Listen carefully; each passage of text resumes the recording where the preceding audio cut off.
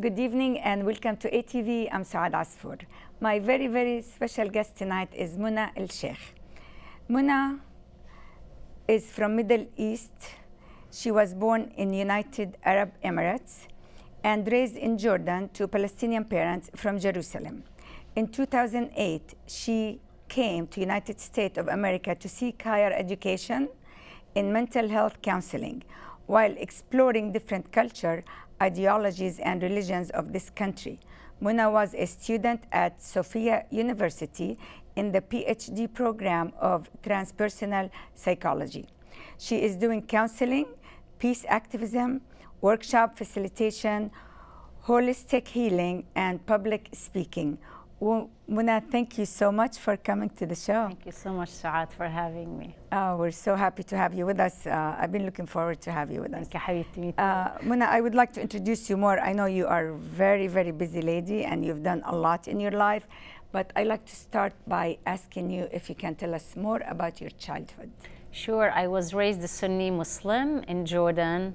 My father, after he left Jerusalem in the 1960s, he started seeking opportunities in the Arabian Gulf countries at that time to raise a family and seek better opportunities. Yes. So my siblings and I were born in different countries in the Arabian Gulf. I ended up being born in Abu Dhabi in United Arab Emirates, and then they decided, actually, my parents decided to move to Jordan where the extended family is. That was in 1983. I was about like 6, 7 years old. I lived in Qatar and Dubai in my 20s.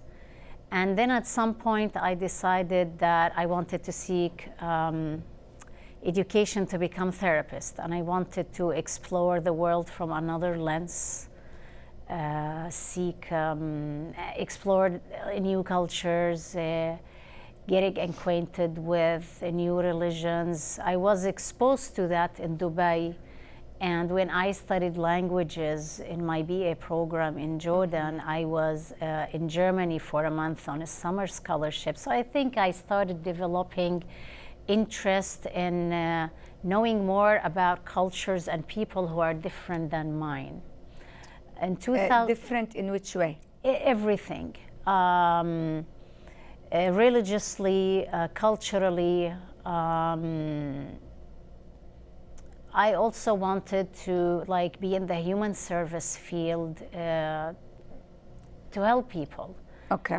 And I felt the religious and the cultural background of mine was rich and strong enough to prepare me to travel as a woman alone. So why did you pick United States? Why? Mm-hmm. You left the whole Middle East and you chose United States. That's a very good question. I haven't thought about it for a while. I mean, why didn't you go Australia, Canada, or Russia, or somewhere else?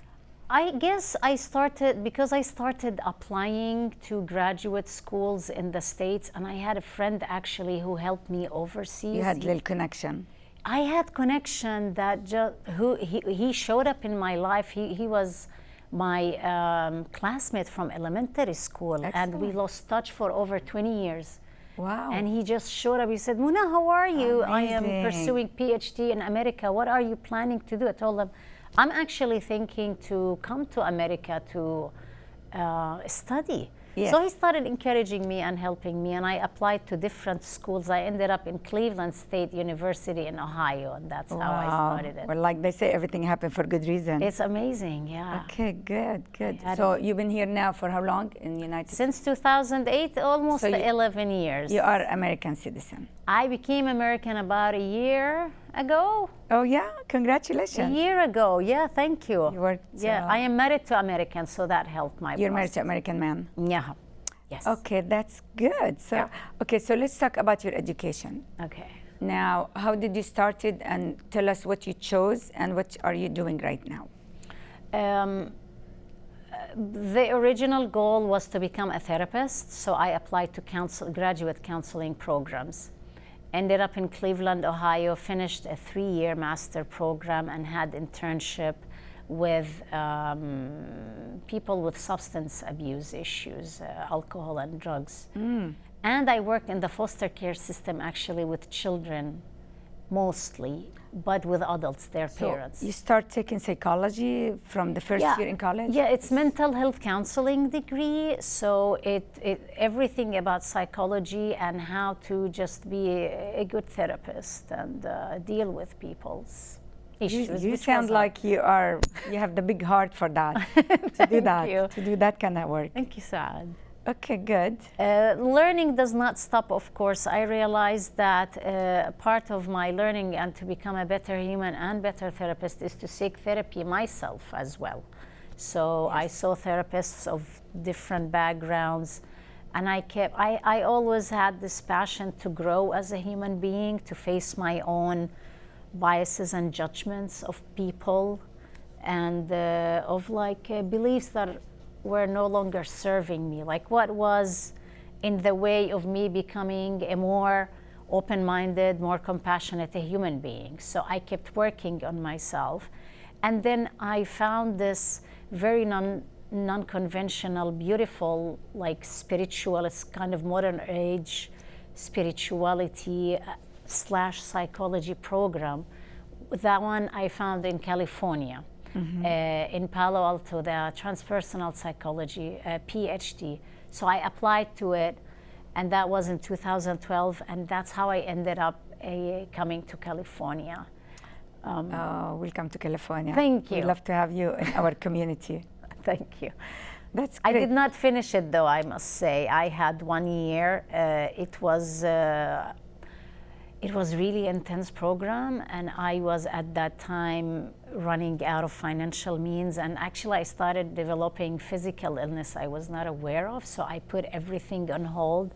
At that time I met my husband, and I decided I'll take a break from PhD, and I got married and settled down here. Okay, so we wanted to know about energy healing. We wanted to know about your workshops you hold and all the classes. So what do you want to start with? I'll start with my passion for spirituality and learning about people from other cultures and religions.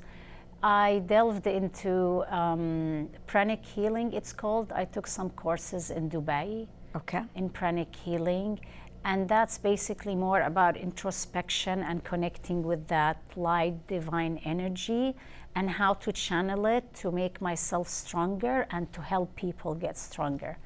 Fast forward, I studied the conventional mental health counseling and psychology counseling track in Cleveland, Ohio. During that time as well,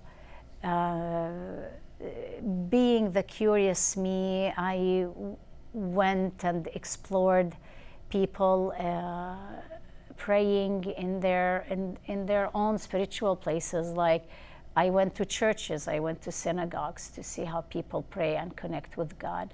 I prayed with shaman people and with native Indian people. Wow. So, and I just found it fascinating. I was able to learn about all these practices and found similarities with my own religion and what makes us all like good humans, regardless to the dogma or religion we are following. It's not about details, it's about really going into the essence and our morality and values as humans, and to show up like that regardless to our religion. Wow, so you have this ability to learn how to connect with others. I would like to believe I have that. So how do you build human connection rather than judgment and hatred, toward each others? How do you help with that? Being Palestinian and Muslim, I had honestly lots of biases and even resentment or even hatred towards the Jewish people in particular, given the charged history and the charged culture I lived in. So when I came to America, I saw myself exposed to all these cultures and learning. So I started learning about Judaism and befriending Jewish people and just connecting with them as humans. Yes. And I realized they are like us, like Muslims or Christians or any other people. There are many groups of them who believe in social justice and in humanity and in the rights of the Palestinians, and they believe to be good human beings Yes. in their daily lives. And some of them are still healing from their traumas, being chased for thousands of years and from the Holocaust, so they cannot see the suffering of others. So they are stuck in that. And there are other group of Jews who are able to see both sides. So it's all, honestly, it's all about like open-mindedness and having that, I guess I would say, like when I got sick and really started meditating and doing my own healing with physical illness, I realized that we all have in us darkness, and we all have things we are not proud of, and we all have biases and judgments towards others. So once we tap into that and be our own healers and do that inner work, which honestly is the hardest job on earth, I would say, to go into that inward journey. How you do that? How you... Meditation. For me, through meditation, I have been meditating for a couple of years, and because to understand and connect with the outside world, it's not something easy and not everybody can do. It has been my path because I came as therapist. Like, to sum it up, I would say I think I show more love for people and understanding that I'm used to. So I am being curious, I'm being adventurous, and Yes. I challenge myself. Like, if I feel I hate or I'm judging someone, I make sure to sit with them and hear their story before I let my mind make Judge this or- story about them, maybe illusions, maybe, yeah. So it's to be understanding and listening Absolutely. to get to Oh, understand deep their listening. side of story. Deep listening is huge, and without having like to filter, like just connect with the person and human being as they are, and putting everything aside, because all these filters, yes, they made us who we are now, Yes. but they also separated us. And So what else did you learn along the way? meditation, I did lots of inner peace within myself, emotional, like mental talk. I sit with myself a lot and I tune in with my body.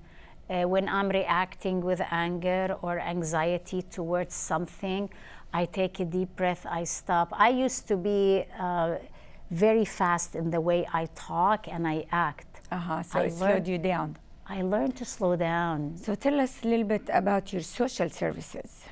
I understand The Muslim Solidarity Group, you mean? all the Sanctuary social Sanitary. services you have. After I got sick and went on this journey of healing myself from, it's an autoimmune disease called lupus. It hit my kidneys and I was really low and depressed and could not do much. So I took myself as my full-time job. It's like, okay, Muna, what is this illness trying to teach me? How can I get out of it? So I started getting into diet and exercise and meditation and stress management and of course Western medication as well. During that journey, actually, to heal from the illness, I realized I want to become a peace builder. So I got into while getting out of illness, I became a social activist. At that time, Sanctuary Santa Cruz was in place, and the Sanctuary cities. There is a subgroup of them called Muslim Solidarity Group. I got introduced to. I've been with them for 3 years. Wow. So And you're we're still bringing, involved. yeah, Yeah, activists. we're an amazing group of activists. And I also heard about the prison outreach ministry. Yeah, I did. That yeah. to serve the incarcerated Yes. people and to realize or to help them realize what potential they have in life. Oh yeah, that was amazing. Give them experience. little, Yeah. Tell us about your experience with that. Honestly, as a woman, It's not something easy that anybody can handle. I was intimidated and I had issues with men as a Middle Eastern woman.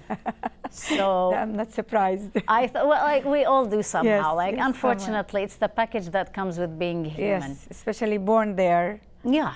And we can sit and talk about that for hours. Yeah. This opportunity was presented to me through my spiritual community in Santa Cruz, Inner Light Ministries, and they needed people to go volunteer and be part of a counseling group. Yes. With men in prison setting. Wow. So I you were did that. chosen? I volunteered? applied and they liked me, and I volunteered, and we were going about once a week on Thursdays to Soledad, so like total trips, like 5 hours from Santa Cruz. Yet honestly, this was one of the most humbling and healing experiences for me as a woman, to sit with men in such a setting and hear about their as well suffering as human beings and how they were trying to become better humans. So you are moving in different direction and different departments in your life, moving into the more into the light. I need to know more about your women retreats. I heard you do women retreats. I did a couple of ones, yes. Can you tell us a little bit about that? Yeah. I partnered with amazing women locally here. They were friends and they were working locally in Santa Cruz. They are not around, unfortunately, anymore. But there was one in Pescadero. We just facilitated, she and I, a retreat for women to, get together and do certain rituals and support each other and do some healing work. And I also actually ran one solo at my mother-in-law's place here in Aptos. Oh, yeah? So that was my first trial, and I invited friends and people. And since then, I've been doing mini workshops. I did in different places talks and workshops about, honestly, talking about my own journey and how I grew up as a human, using all the skills I learned to bring into the workshops, and how to be better humans from the inside out and to build that peace. Yeah. To be the change, as they say. To be part of it, and you are in the middle of, from the heart, from within. Yeah. You are doing all the change. Thank you, I'm trying. That is excellent. So you've done, you're a therapist, you've done counseling, you've done a lot of stuff, especially even before you come to United States. So I wanted to know now about your peace activism project, and tell me exactly, whatever I need to know. I need to know a lot. Absolutely. It's my very first time I meet somebody who is involved in peace activism. Usually it's the opposite. So you're the first one, so you're one of a kind, and we want to hear it from you. It's my honor. Thank you, Suad. Part of my work with in social activism with the Muslim Solidarity Group, I was introduced to, actually she came to me through a friend. She's Israeli Jewish woman. And we sat together. I listened to her story, and she told me that growing up, she did not know that the community or the land, as a child, like as an Israeli child, growing up, they did not know, they were not taught, they did not learn in homes or schools that this was taken from people called Palestinians. So she embarked on her own self-growth journey as well. Was she born in the United States? No, she's Israeli. Okay. She's Jewish Israeli. I think her mom is American, but she lived all her life there in socialist communities, brought up to think that, Israel, and that's it. They did not know. And I realized, getting education about Israelis and talking to Jews and Israelis, many of them are brainwashed with fear from Arabs, and they don't know what's happening to Palestinians. They even don't know what's happening behind that separation wall, the wall between the West Bank and Israel. So they are ignorant about a lot. So I was amazed, like, wow, I had this rage just meeting an Israeli or Jew before, thinking this is the enemy. But once I decided to listen and open my heart and listen to their stories, amazing education. So I actually, I asked her, I suggested that, how about we do a local public talk? I told her, me as a Palestinian, a Muslim woman, and you as Israeli Jewish, we sit together. I tell my story as I know it, and you tell your story as you know it. So people would look at us, they here are like two friends or two women who came together, although they were raised to be enemies and to hate each other, which is true. Supposedly. Supposedly. We came together and we sat and we gave this talk. It was amazing event. Actually, it happened last November or October. I can't remember. So it's been almost a year. In Santa Cruz. Okay. And we had over 70 people attending in the Resource Center for Nonviolence. So you were the very first one, you and her, to put the dots on and to start the project. It never happened like that, I think. You were the first ones. Yeah. Okay. And the echo of it was, because I know many Jews and Americans who are pro-Palestinians, and they are kind of like against Israelis. So for me as Palestinian, to bring the American Jews and tell them and show them, like, here are Jews like you who are Israelis, but you don't need to hate them either. You don't need to hate each other, because there is ignorance. There is obviously, as it is in the Arab politics, unfortunately, as well, there is so much brainwash of hatred against the other. We know what's happening, but people and generations are raised just to hate without even sitting with someone or talking to them. Yeah, and this has been going on for generations now. So it's really bad. So many people are thinking, how can we have a grassroots movement from the people to educate them about what's happening, without having to be brainwashed that, okay, this is the enemy. Like, if you see Israeli or you see Jew, this is the enemy, or you see Palestinian or Arab, this is the... How can we bring the younger generation, the people who don't know, to learn about each other? Mm-hmm. So I came across actually a binational grassroots nonviolent movement in Palestine and Israel after I did that talk. Wow. They are called Combatants for Peace, and I was invited to a private gathering in San Mateo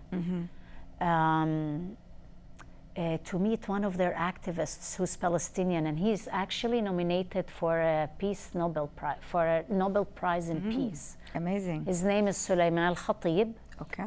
And he's been touring in the US and Europe on behalf of Combatants for Peace for many years now, to tell his story of how he was tortured by Israelis and his land and people, and the story of many Palestinians, how they were killed and tortured. Yes. But it's still, they came together, him with a bunch of Palestinians who were like freedom fighters, basically, and they were tortured and lived the misery and the suffering of Palestinian people. They are there.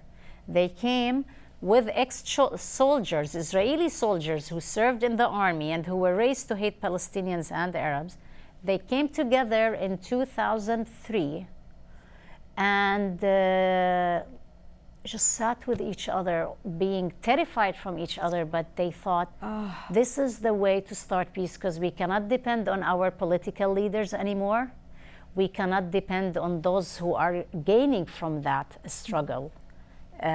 Through gaining more power and more money. So they're basically normal people who are really going through a lot. Yes. Either Palestinians or Israelis who don't like what's happening, but they don't know what to do. Okay. And they are fighting against the Israeli government. And we don't know, they tell them, we don't want to be in the army, we don't want to serve in the West Bank, and we don't want to live in fear anymore. So Combatants for Peace have been doing this work. I joined them on a tour. Actually, it was my first time Thanks to the American passport, honestly, that gave me access. For the first time, I went and visited my homeland, the Palestine, the land of my parents. This last April. First time ever? First time I went back. This time, not just as Palestinian who's crying over what has been lost and reliving the traumas of the Palestinian people, honestly, yes. And I went as a peace activist to meet Israelis who are doing work to end the occupation. So you are doing something nobody ever has done it. There's a lot of people doing it, They're Suad, trying. but we don't hear about it. Yeah. That's the problem. Well, you're putting a lot of efforts, and I want to wish you the best. I mean, God bless you, and I hope you accomplish this, and I hope this will get somewhere because we need it. And we need more women like you. We need more role models like you. Thank you, Habibti. I have a good feeling that you're going to be a good role model for many, many people ahead. That's so sweet of you. That's very kind. What's your final word? We have 1 minute, so you can give either your advice or final word with 1 minute. My final word, honestly, is either through peace activism with Combatants for Peace or any other organization the audience and people who are listening choose to follow. Please try always to open your mind and heart to the stories that are hard to hear. And just open your heart to people you hate or you resent and see where that takes you. Yeah. That's it. Yeah, this is very, very important. I want to wish you the best and good luck to you. And thank you for driving all the way from you're welcome. Santa Cruz just to be with us today. I'm this happy. is we're honored to have you with us. Me too. Thank you, Habib. Yes, thank you so much. You're and welcome. hope to have you again. We want to hear more of your accomplishment. Unfortunately, we're running out of time, but hopefully we'll have you again in the future. Thank you for having me. Thank you. You're so very much. welcome. Thank you for watching us. See you again next week. Good night.